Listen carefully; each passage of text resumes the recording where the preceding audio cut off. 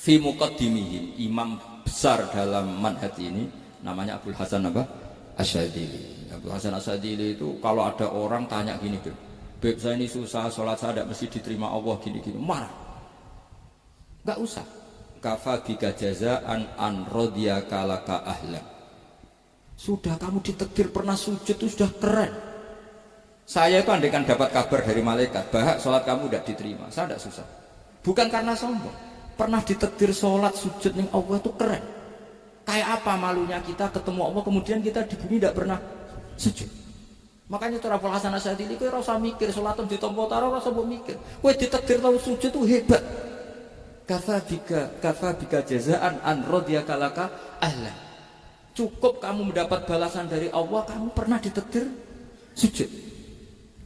Gak perlu ngaji alim alamas, gowo sawi ngalor ngidul jalalain keren. Paling gak malaikat pernah melihat kamu, wah gowo tak tetap gede. Gak penting paham gak penting. Karena isra bakat paham ngono. Jadi Abul Hasan Asyadzili adalah orang yang, dan itu Al-Hasaniyah, dan itu Al-Hasani. Makanya macam-macam. Kita yang Al-Husaini sudah kita punya Faqih Muqaddam, punya banyak. Di Al-Hasani yang paling populer diantaranya adalah Abul Hasan Asyadzili. Beliau itu kalau menghentikan sesuatu itu positif terus. Termasuk itu ketika ada orang resah, sholat saya diterima ndak? Kata beliau, wes yang sempurna, ditakdir tahu sujud. Saya itu sebetulnya kadang-kadang nyumiris, wah sholatku tompo tawara, tapi saya sangat sadili, sangat sadili. Saya nggak pernah berdoa ya Allah ibadah kami jenengan terima ndak, karena takut kalau doa gitu keterusan itu terus ditompo ora, akhirnya keterusan gitu, akhirnya ngenes. Masa orang pernah sujud ngenes? Lama-lama gini setan masuk, apa artinya saya sujud ternyata nggak diterima? Lu wong kawula kok iskal tentang pernah sujud. Itu kan ibarat gini, kamu ngasih uang sama orang tua kamu, misalnya Habib Soleh ngasih uang Habib Ali, terus apa artinya tak kasih, kemudian beliau tidak terima kasih, itu kan lucu. Terima kasih tidak terima kasih, seorang anak ngasih orang tua itu keren. Makanya saya bangga dengan Habib Soleh ketika beliau mengumrohkan Habib Ali, sudah mendaftarkan haji Habib Ali. Gak usah mikir diterima apa enggak, wes keren, itu sudah perilaku yang keren, yang hebat. Makanya saya sering ada orang mau cerai tanya saya, Gus saya ini cerai gak, istri saya kurang ajar gini. Gak usah. Tapi bojo kula judes. Uang di bojo itu keren. Paling gak kowe ra darani jomblo.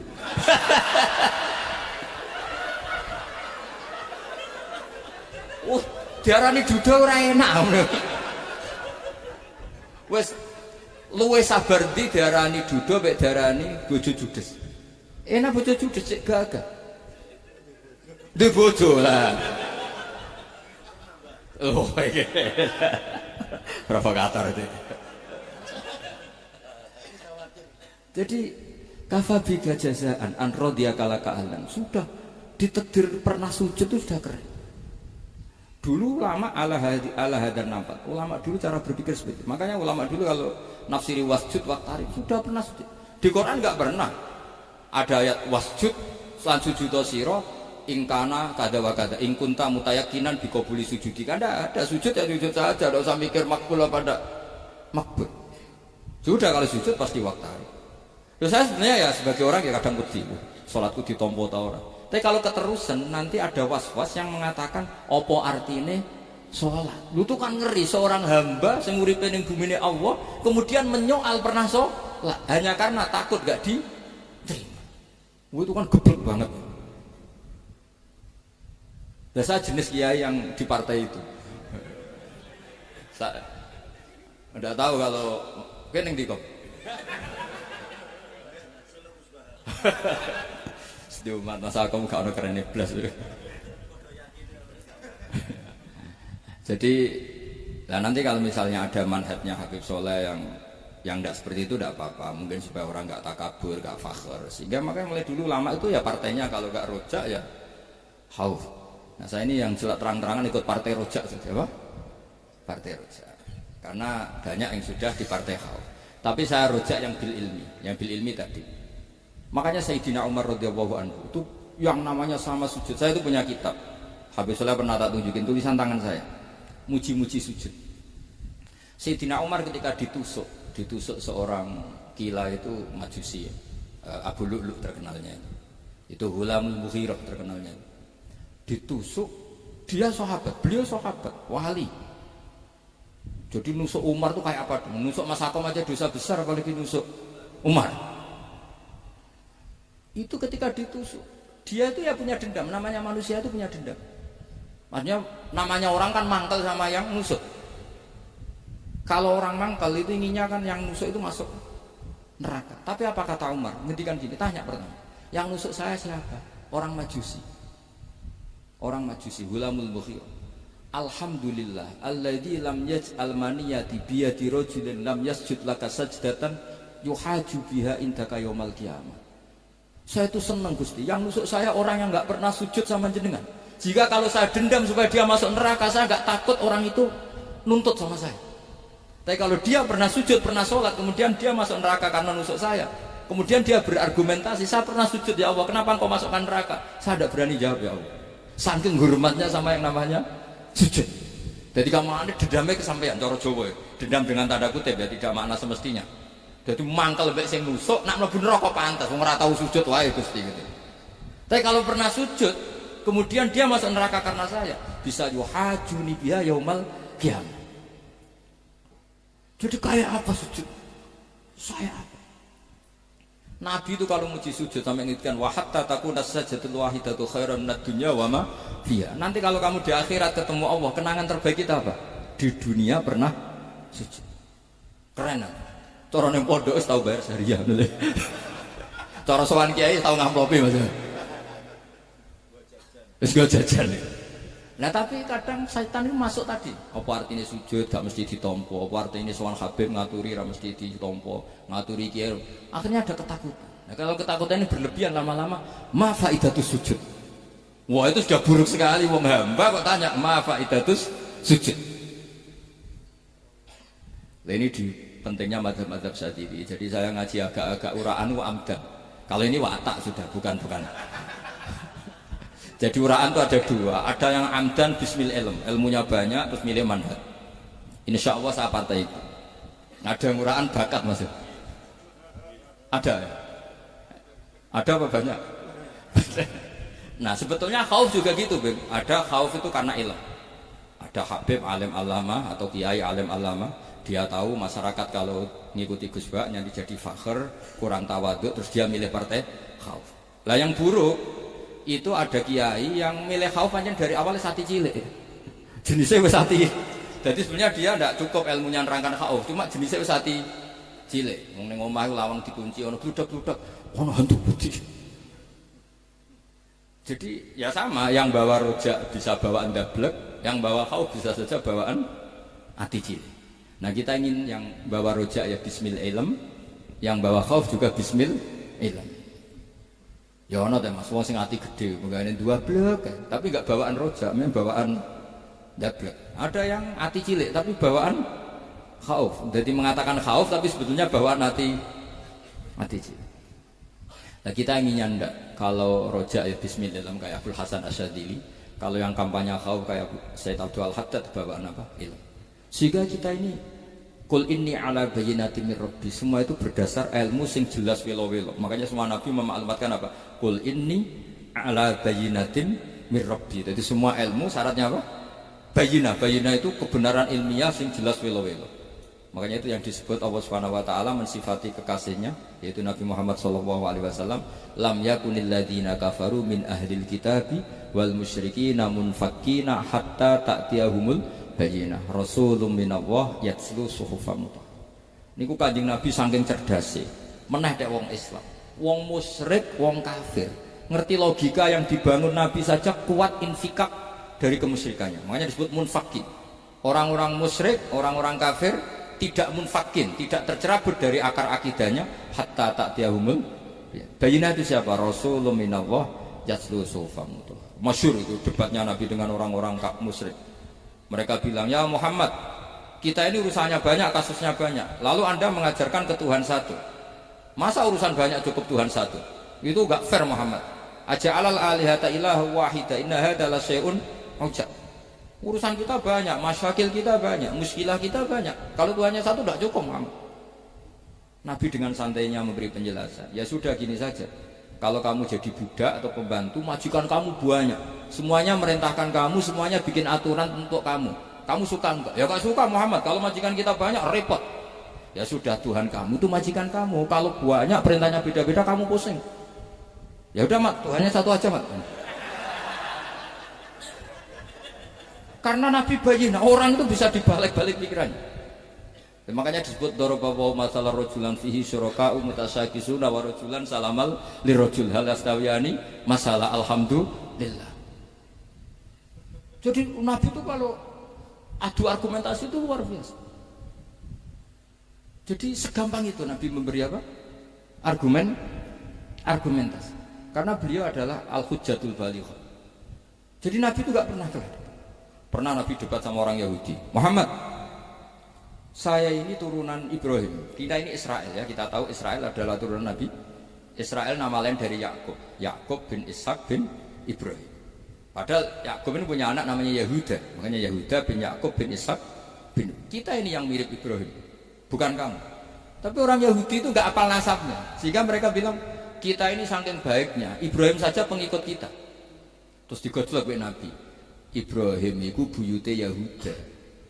Makanya digojlok. Ha antum haula'i hajatum fi ma lakum bi ilm falimatu hajuna fi ma laysa lakum bi ilm. Kita adu debat itu sudah ilmiah. Kenapa kamu menjadi tidak ilmiah? Kenapa Muhammad? Allah menurunkan wa ma unzilatit Taurat wal Injilu illa min ba'di afala ta'qilun. Artinya gini, kalau Ibrahim dikatakan Ibrahim Yahudiyah, itu sama dengan saya berkali-kali podo karo sampean saling ngendikan Mbah Zubair itu pengagumnya Gus Roji. Padahal Gus Roji bin Ubab bin Maimun bin Zubair. Misalnya Gus Roji bin Kiai Haji Ubab bin Kiai Haji Maimun bin Kiai Haji Zubair. Nah Ibrahim itu kan Yahuda bin Yakub bin Ishak bin Ibrahim. Terus mereka bilang Ibrahim itu pengikut Yahudi. Itu kan kebalik-balik. Kayak Habib Hasan itu pengagum Habib Soleh. Kan Habib Hasan rohnya ini gimana ini sih mbahnya kok dianggap. Nah sehingga orang Yahudi ketika Nabi berdebat beda dengan Nabi Muhammad SAW. Ketika ditanya, kenapa kamu yakin agama tauhid? Millata abi. Karena ini agama nenek moyang saya. Millata abikum apa? Ibrahim. Jadi jelas. Hanya orang Yahudi ngerti. Ya kan sama dengan mengatakan tadi Pak Karno itu pengagum Puan Maharani. Kan aneh gak kalimat itu? Mbah Hasyim Asy'ari itu pengagum Gus Dur. Gak lucu. Itu jadi Nabi itu orang yang bayinah. Bayinah itu kalau menerangkan kebenaran itu bahkan orang kafir pun bisa infikak, bisa munfakin, tercerabut dari akar kekafiran. Nabi itu mudah sekali merubah logika. Makanya di Quran sering ada kata aro'aitum, karena memang tadi. Nah saya mohon apapun pilihan anda rojak kayak Abdul Hasan Asadili tadi. Ketika orang resah sujudnya diterima apa enggak, sholatnya diterima apa enggak, beliau bisa berargumentasi betapa pentingnya sujud. Wes aja kowe iku kawula, tahu sujud itu keren. Saman bayangkan betapa malunya kita. Kalau kita ketemu Allah kemudian di dunia enggak pernah. Lho paribasane kula mlebu swarga lah wisin. Mlebu swarga, tapi ning donya ora tahu wisin. Sama seperti kowe di guru, saurip-uripmu ora tahu salam templek wisin. Kira-kira seperti itu. Meskipun salam template ora penting. Ya ora penting to, misalnya soleh salam template 50.000 duwe wis akeh ngono. Nah masakom penting kudu rokok. Itu bukan nilainya kok betapa malunya kita.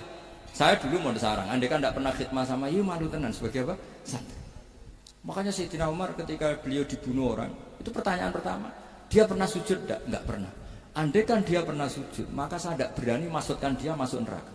Takutnya dia protes sama Allah, ya Allah saya pernah sujud, kenapa harus di neraka? Atau Umar ditanya Allah gini, Umar, kue ridho wong sing tau nyembah aku kemudian dia di neraka? Kayak apa? Jadi makanya Umar ketika wafat ketika alhamdulillah alladzi lam yaj'al maniyati biyadi rajulin lam yasjud laka sajid. Ya jadi saya mohon sekali jadi majelis ini sebuah majelis mubarak, caranya tauhidnya dibenarin ya, tauhidnya dibenarin. Jadi Allah itu adhaka wa abka, Allah itu al-hadi, Allah itu ar-razzaq. Sehingga menteri ekonomi salah rumusnya lah wong tetap mangan. Maka Allah itu ar-razzaq. Mbok negara dikelola keliru lah wong tetep mangan wong Allah itu harus. Kiai rada akeh sing di masalah. Tapi ya tetep agama ini jaga. Lho andai kan syaratnya agama ini kiai ini bener. Wah ya repot. Kowe iso bayangno masakom bener terus. Tapi agama ini berkali-kali coba di TV itu banyak nyun sewu, ada ustadz, ada kasus apa, ada kiai, kadang ada masalah hukum. Agama ini jatuh enggak masalah. Padahal di TV sudah dinasionalkan kan. Ada kiai terlibat kasus hukum atau ustadz tertangkap karena melakukan apa gitu. Tapi enggak ngefek karena agama ini bihifdzillah wa biriayatillah. Sama. Negara mana-mana kadang manajemen ekonominya enggak jelas tapi masyarakat ya makan karena Allah Razzaq. Sama aku kancanan Mas Ako mengeluh tapi Allah adhaka. Akhirnya iso guyu. Padahal ya ora untunge blas kancanan dene. Tapi karena Allah itu adhaka. Nah kita dengan istri yang kita cintai, dengan keluarga kadang yang nangis. Karena Allah itu zat yang bisa memberi abka. Wa annahu wa adhaka wa abka. Terus wa annahu wa amata wa ahya. Kita tidak ingin mati. Wah ya mati saja karena kita obeh. Nah, hidayah itu seperti itu. Allah al-hadi. Apa? Allah itu kayak apa Korea, negara ateis. Enggak kebayang di sana ada ngaji aqidatul awam abadi fikih. Sekarang banyak. Saya tuh kalau beli aqidatul awam kerdusan, kirimkan ke Korea. Sebelum saya ke Korea, karena sebagian santri saya di Jogja, di sana ada ngaji aqidatul awam, ngaji takrib. Bahkan saya di sana dilakokno sakduna fid dunya. Kayak apa Allah kalau ingin bikin hidayah? Karena Allah itu al-hadi. Wong Indonesia digerakno seneng duit. Bareng wis seneng duit moro apa? Korea. Setelah di Korea tersiksa karena enggak ada tempat sujud. Akhirnya urunan. Segampang itu kalau ngomong. Itu enggak dibenem MUI, enggak dibenem. Karena Allah al-hadi. Jadi saya mohon sekali tauhid ini dibenerin dulu. Allah tetap al-fa'ilul mukhtar, apa? Al-fa'ilul mukhtar. Sehingga Allah mensifati dirinya adhakawa. Mbok kamu bendung kayak apa, orang ngaji saya tetap guyu. Sekarang iso mbuli saya, oh Gus Bab ngaji tidak guyu. Allah yang memberikan guyu kamu itu. Andai kan sesuai status kamu, kowe ora ngarep guyu. Utang akeh, jatuh tempo, bojo ora percaya. Gede-gede kok paham. Ya jadi ini tak izzatkan jenengan saya ini tadi bawa kitab Fathur Rahman di Thalibi Ayat Qur'an mau tak kasihkan hadiah ke saya Umar Hafid sebagai penyempurna karena beliau sudah Al-Husaini. Semoga ini dapat barokahnya Al-Hasani. Ini dikarang oleh zurianya Abdus Salam bin Masis. Abdus Salam bin Masis adalah guru dari Abdul Hasan apa? Asyadili. Jadi kita tahu Sohibul Hikam Ibnu Athaillah As-Sakandari muridnya Abdul Abbas Al-Mursi. Beliau muridnya Abdul Hasan Asyadili. Beliau muridnya Abdus Salam bin Masis. Yaitu alami zata ini min dzurriyyati Abdus Salam bin Masis. Jadi ini Al-Hasan. Jadi ini sudah klub karena mulai dulu ya tradisinya gitu. Banyak habaib ngaji barojak, bafadol. Nanti yang bafadol barojak yang ngaji Habib lagi. Seperti sanadnya Soleh di Sarang. Ya Soleh ngaji Mbah Mun. Tapi Mbah Mun ngaji Sayyid Alawi, Sadat ya. Ngaji Sayyid Zaini Dahlan, nanti setelah Sayyid Zaini Dahlan ngaji Ajam lagi Usman Adim Yati. Jadi ya biasa mulai dulu silsilah ya seperti itu. Jadi seperti dulu Ibnu Abbas termasuk Qorobatul Rasulillah. Jadi dulu Qorobatul Rasulillah itu Bani Hasyim sama Bani Muttalib. Tapi kalau sekarang ya tentu para sadat, para habaib. Dulu biasa Ibnu Abbas ngaji ke Zaid bin Sabit. Itu Ibnu Abbas yang mencium tangannya Zaid bin Sabit. Tapi Zaid bin Sabit juga mencium tangannya Ibnu Abbas karena karobati Rasulullah Shallallahu Alaihi Wasallam. Jadi saya mohon semuanya itu insaf bil ilm, ya, insaf bil ilm. Kayak tadi munfakina hatta ta'tiyahumul bayyin. Jadi bayyinah itu orang yang kalau menerangkan itu memberi penjelasan sing jelas welo-welo. Itu siapa? Rasulun minallah yatslu suhufam mutahharah. Beri Al-Fatihah.